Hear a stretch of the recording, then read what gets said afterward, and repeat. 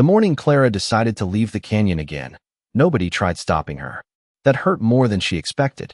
Dawn spread slowly across the cliffs while pale mist drifted through cedar trees near the river crossing. The camp was quiet. Too quiet. Almost like everyone understood this journey belonged to Clara alone. Dakota tightened the final saddle strap beside her horse without speaking. Months ago, Clara would have mistaken his silence for distance. Now she understood it differently. Respect.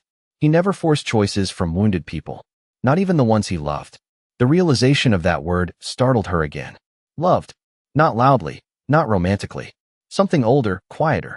The kind of love built beside winter fires and shared silence. Maddo stood nearby, clutching the small carved wolf Clara once helped him finish. You'll come back? The question nearly broke her. Clara crouched beside him slowly. I'm going to try. The little boy lowered his eyes.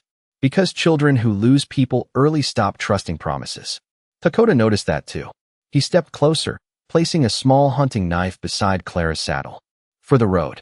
Clara stared at it. The same kind of knife that once frightened her. Now it felt strangely comforting. You think Crowe's men are still there? She asked quietly. Dakota's eyes lifted toward the eastern horizon. Yes. Honest as always. No false reassurance that in no comforting lies. Just truth. And somehow, Clara trusted truth more than kindness now.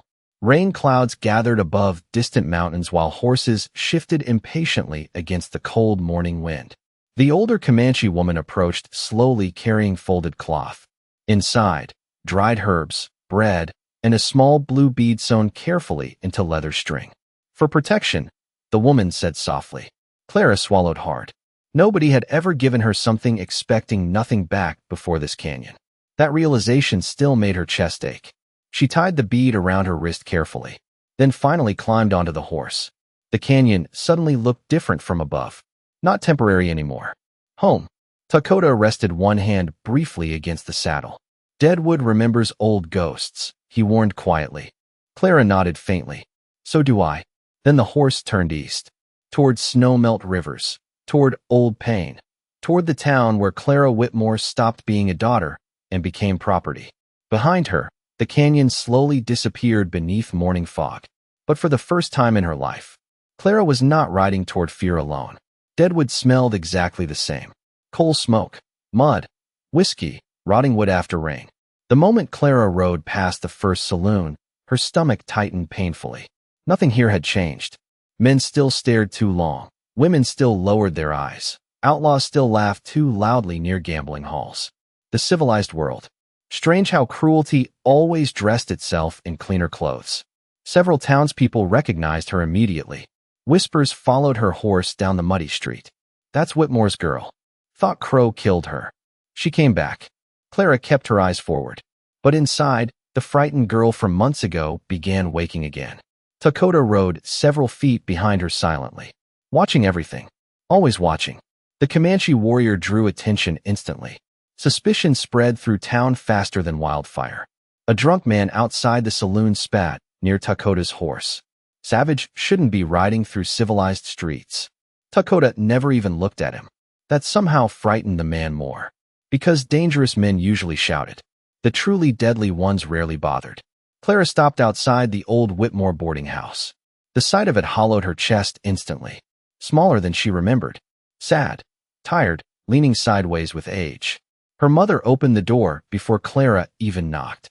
Margaret Whitmore froze completely. One hand covered her mouth.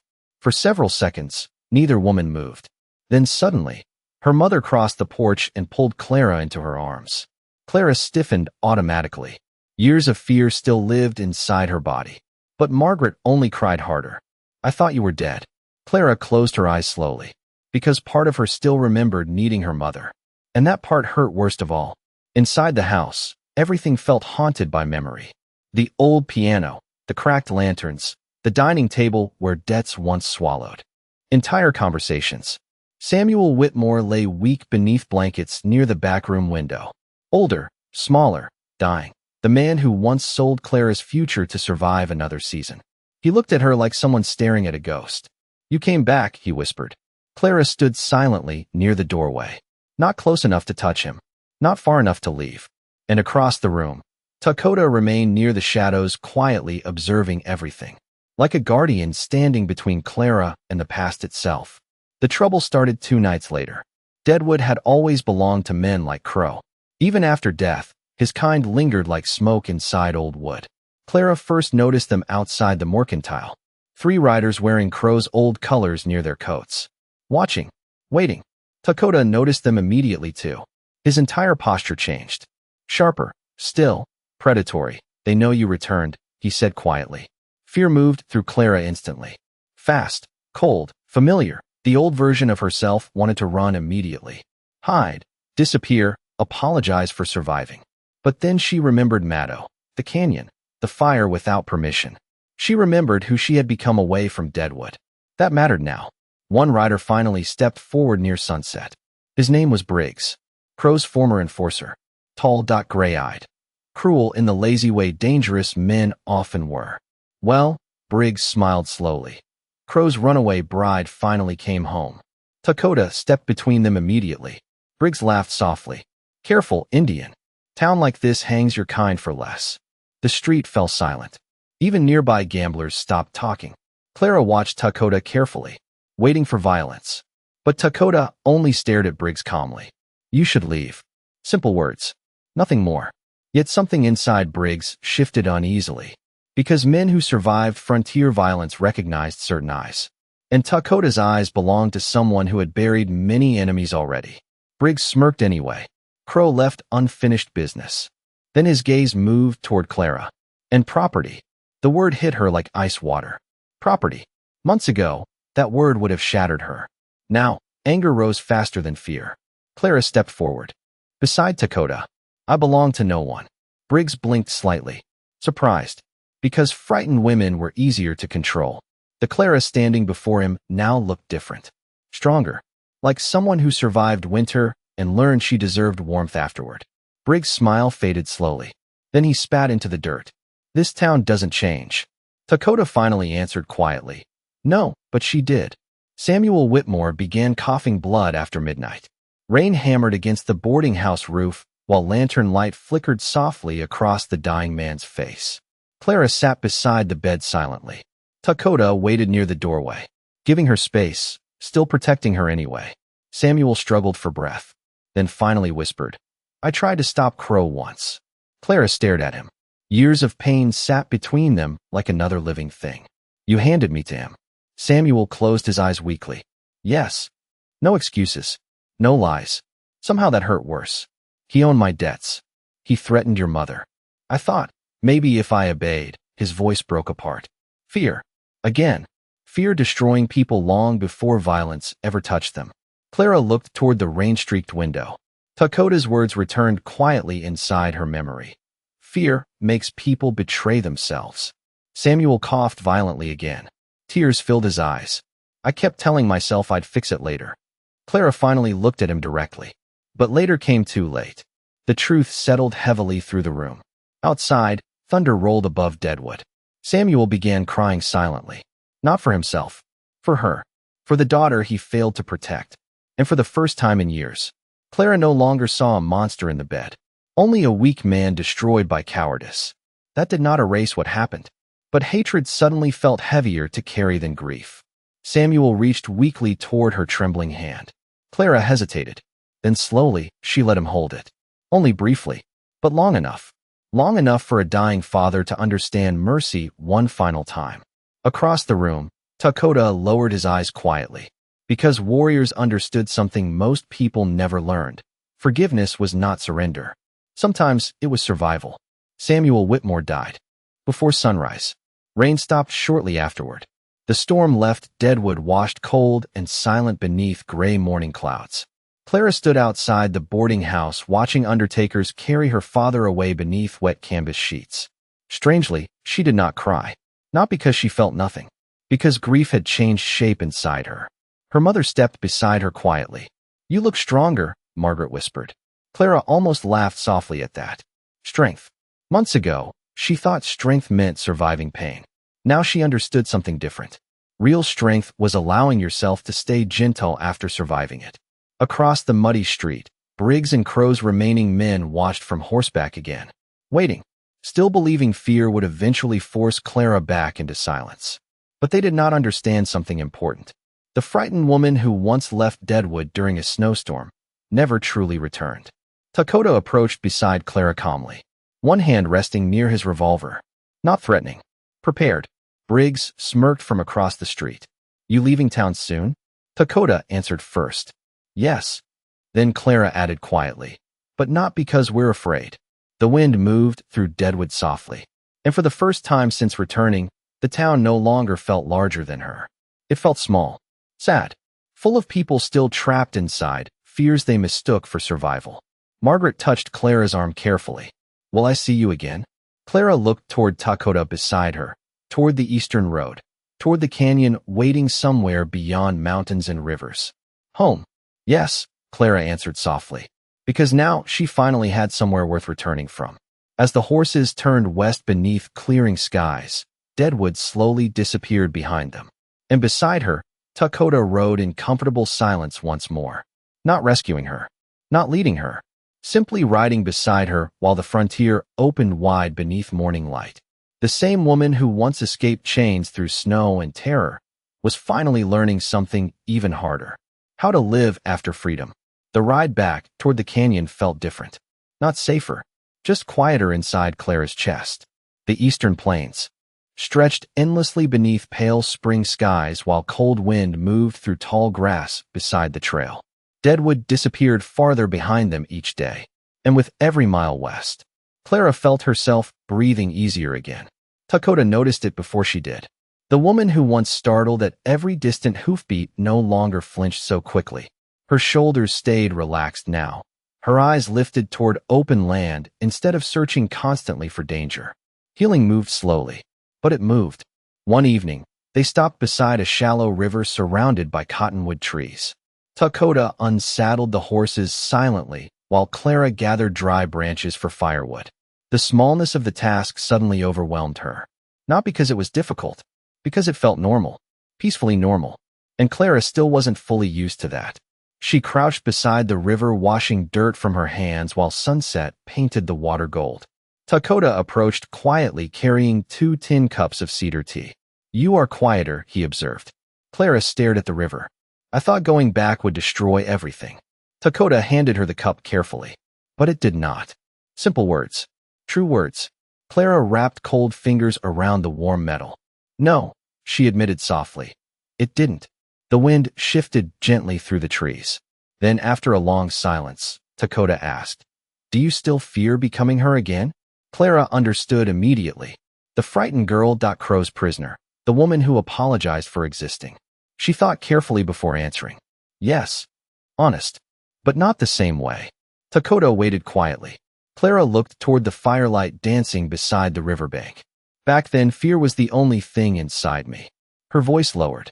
Now there are other things too. Dakota studied her face in silence. Warmth, belonging, laughter, home. The canyon had placed new things inside her heart. And fear no longer had enough room to own all of it. That night, Clara slept beneath open stars beside the river. And for the first time since leaving the canyon, she did not dream about Deadwood. Maddo spotted the riders first. The little boy nearly dropped his carved wolf while sprinting through the canyon. They're back. The entire camp stirred instantly. Children laughed. Women smiled. Several men moved toward the horses. But Maddo only searched for one person. Clara. The moment she rode into camp, the child crashed directly into her side, so hard he nearly knocked her from the saddle. You came back, he whispered. The words hit Clara harder than expected, because somewhere deep inside her, part of her still believed people only stayed temporarily. Dakota dismounted quietly beside them while the older Comanche woman approached with relieved eyes. You returned before the mountain rains, she smiled softly. Clara looked around the canyon. The fires, the horses, the familiar cliffs glowing red beneath sunset. Home. Not perfect. Not easy. But home. That realization settled deeply into her chest. Maddo proudly grabbed her hand immediately. I finished the wolf while you were gone. The child held up the small carving proudly. Still uneven, still rough, but carefully loved. Clara smiled warmly. It's better now. Maddo grinned, then lowered his voice carefully. I thought maybe you wouldn't come back. The honesty in children always cut deepest. Clara crouched beside him slowly. I know. The boy studied her quietly, then finally asked, Why did you? Clara looked around the canyon once more, toward Dakota standing near the horses, toward the fires flickering against stone walls, toward the people who made space for her without demanding she earn it. Then softly, Because someone was waiting for me here. Maddo smiled instantly, but across the camp, Dakota lowered his eyes briefly toward the fire. Because he understood she wasn't speaking only about the child. Summer storms arrived violently that year. Dark clouds rolled across the canyon for 3 straight days, while rainwater flooded lower trails and lightning cracked against distant cliffs. The camp prepared carefully. Food covered, horses secured, children moved away from riverbanks. Clara helped beside the cooking shelters while thunder shook the canyon walls overhead. Months ago, storms reminded her of Crowe. Locked rooms, fear, waiting for violence. Now, storms reminded her of survival. Dakota appeared beside the shelter carrying soaked firewood across one shoulder. Rain dripped from his hair while lightning flashed behind him. For one strange moment, Clara forgot to breathe. Not because he looked dangerous, because he looked like home too. The realization startled her badly. Dakota noticed immediately. What? Clara quickly looked away. Nothing. But the older Comanche woman sitting nearby smiled very quietly to herself. Some truths arrived long before people admitted them aloud. That evening, floodwater struck the lower canyon harder than expected. One of the horse lines snapped loose near the ridge. Several frightened animals bolted directly into the storm. Without hesitation, Dakota grabbed a lantern and rifle. Clara stood instantly. I'm coming. Dakota frowned slightly. The ridge is dangerous. So are frightened horses. Rain hammered the canyon around them, while wind tore through cedar trees violently. For several seconds, Dakota simply looked at her, then finally handed her the second lantern. Trust. Not permission. Trust. Together, they disappeared into the storm. The storm lasted most of the night. By dawn, the canyon smelled of wet stone and cedar smoke. Most of the horses returned safely. One nearly fell near the northern ridge before Clara calmed it beside the cliffside. Dakota watched her carefully afterward, noticing how naturally she moved among frightened things now, as if surviving fear taught her how to recognize it in everything else. They sat beside the morning fire silently while camp slowly woke around them. Clara wrapped both hands around warm tea. Dakota repaired leather straps beside her. The silence between them no longer felt empty. It felt lived in, like something built carefully over time. Finally, Clara asked quietly, Did you think I wouldn't come back? Dakota's hands paused briefly, then resumed working. Yes. Honest. Always honest. Clara lowered her eyes. Why? Dakota stared toward the fire. Because most people leave when life becomes difficult. The sentence carried old pain inside it. Family, war, loss, winter graves. Clara understood that now. She looked toward the canyon entrance where morning sunlight slowly spilled across wet stone. I almost stayed in Deadwood, she admitted softly. Dakota's expression never changed, but something behind his eyes did. Then Clara continued. But every road there felt smaller. She looked toward him carefully. Only the canyon felt like breathing. Silence followed. Warm, heavy, alive. Dakota finally lifted his eyes toward her. And for the first time since Clara met him, the warrior looked uncertain. Not weak, just human. Then quietly, You changed this place too. The words settled into Clara's chest like firelight. Because all her life, people treated her presence like burden, debt, or obligation. Dakota spoke as if her existence mattered. As if the canyon itself noticed she was there. Neither said anything after that. They didn't need to. Some feelings grew too large for words eventually. High above them, morning light spread slowly across the frontier while children laughed somewhere beyond the fires. And beside the canyon that once saved her life, Clara Whitmore finally understood something beautiful. Home was not the place where fear disappeared. It was the place where fear no longer forced you to leave.